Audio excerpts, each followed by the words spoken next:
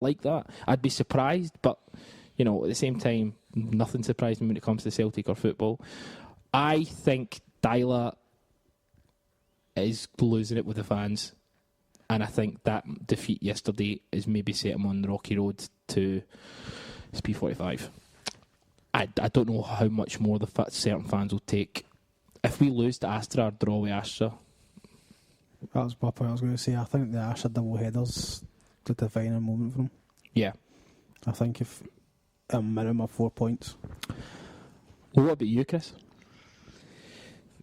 I know I understand where you're coming from as well.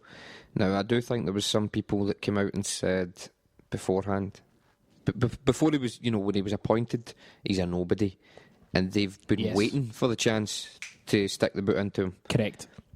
But at the same time, you can't really argue too much, because what you're saying is, you know, it's going to be. You said 2 minutes ago, short-term pain for long-term gain.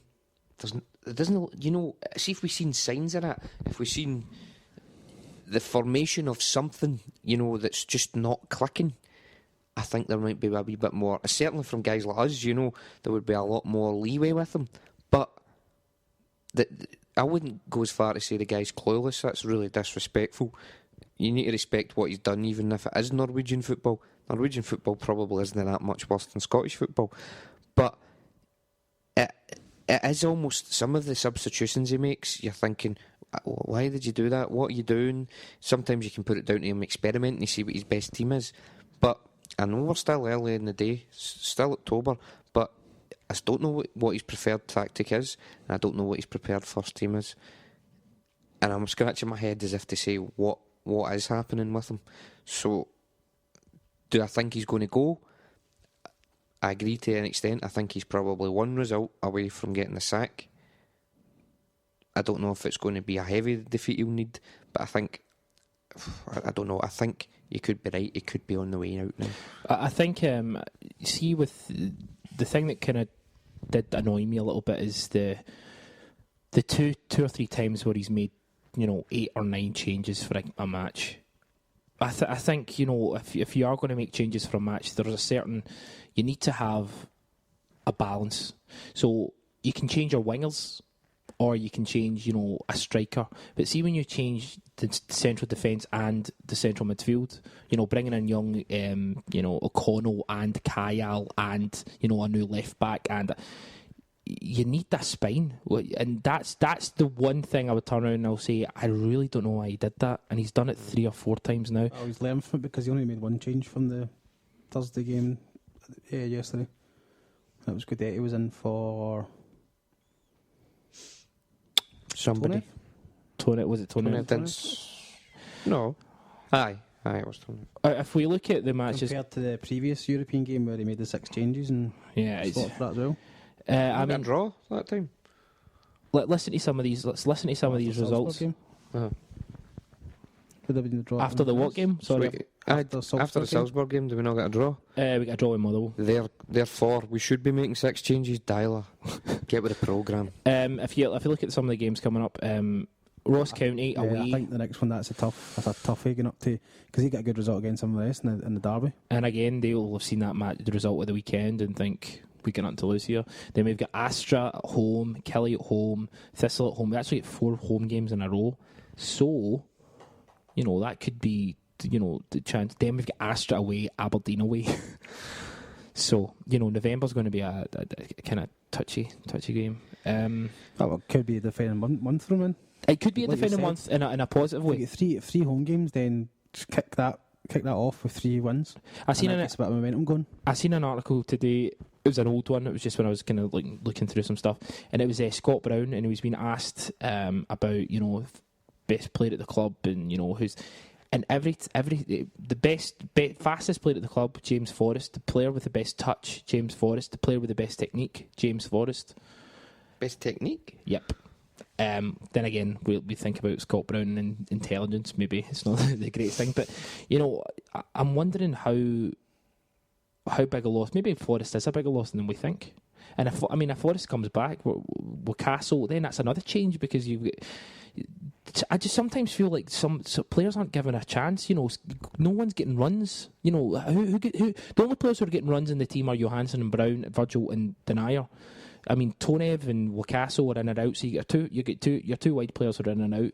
You got your strikers.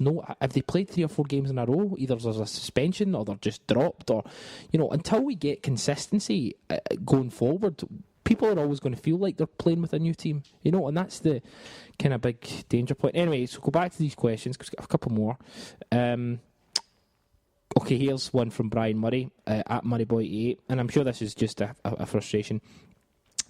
AGM, talk about the AGM and the availability of Henrik Larsson in November. Does anyone see the board pushing the panic button before then? Well, we just kind of covered that a little bit, didn't we? Aye, well, we covered the panic button, but with regards to Larsson, 1, I don't think he would come, and 2, it's a bit of panic. It would be a bit of a panic thing, you know what I mean? I wouldn't advocate. Going for Larsson. He's also a guy, they always talk about how Owen Coyle turned it down the first chance and you never get a second chance at Celtic. I guarantee that's not true.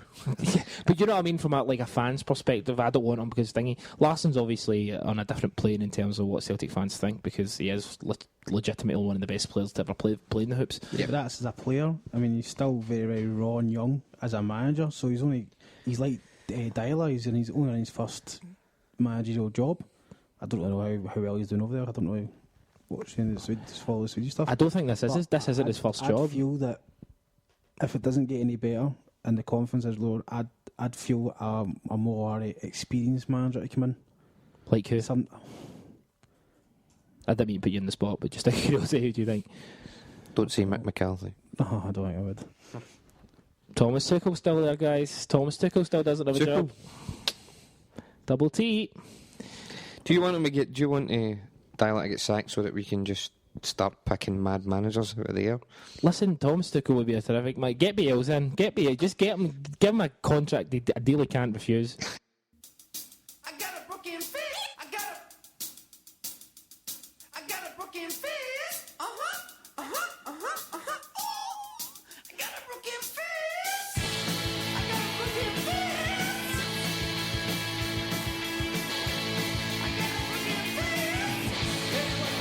who had 2 children with his sisters over his daughters, over his family lovers.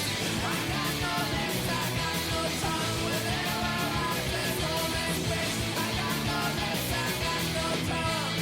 I got a broken fist. I got a broken fist.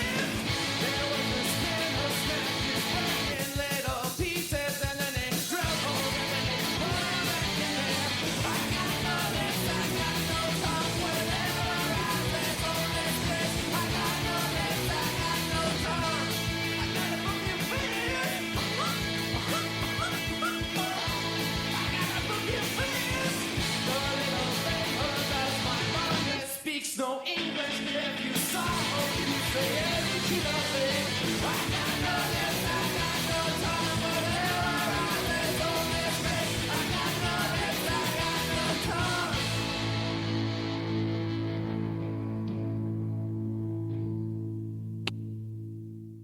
The big focus the big game we focused on this weekend was Juventus versus Roma.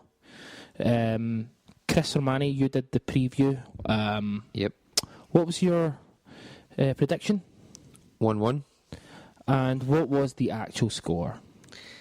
Do you want me to talk about the official result, or in terms of I'd like to goals know, that weren't tainted? just out of curiosity, just what the actual score was. The history books will go down and say 3-2 to Juventus. Yeah, that's true. I know. No, obviously, Chris, you hate Juventus. For Hate's a strong word. I don't hate anybody or anything, Chris. I've got a lot of love in my heart, but I strongly dislike them. strongly dislike. But no. So it finished. It was Juventus 3, Roma 2. It was a bit of a bonkers game. There was a penalty call in the 27th minute. And then there was a penalty call in the 32nd minute as well. So it was literally penalty, and then 5 minutes later there was another penalty. Then there was a third penalty.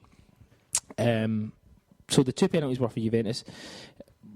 we'll just start from the beginning.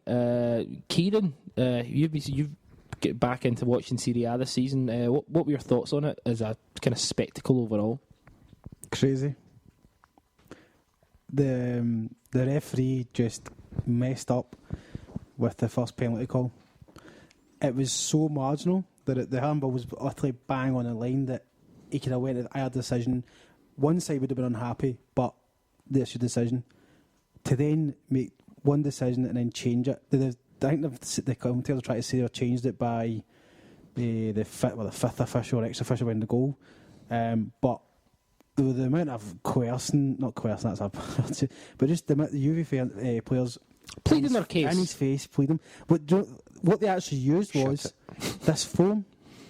This foam, because the foam was out at where the line of the 10 yards was, the foam was about 1.5 yards in the box. Oh, so use this foam as a... They were pointing to the foam as if to say to him, and he kind of walked forward as if to say, look, it's a penalty because they're always standing in the box. But when you see the replay, he jumps forward about 2 yards and then handles it. So it's one of the ones, I think, officially, if it's on the line, you can give the penalty. But that's not the argument. I think it's just him changing the decision. Maybe the other person behind the goal did actually say to him, look, no, realistic, the penalty, but it was just the whole intensity and just everyone in his face. Chris, do you think there's a problem with bias in Italian football in terms of referees? There has been. There has been for the last, I don't know how long, Christopher. Listen, I'm not even going to go down that road. I think you can probably guess my feelings on some of the decisions.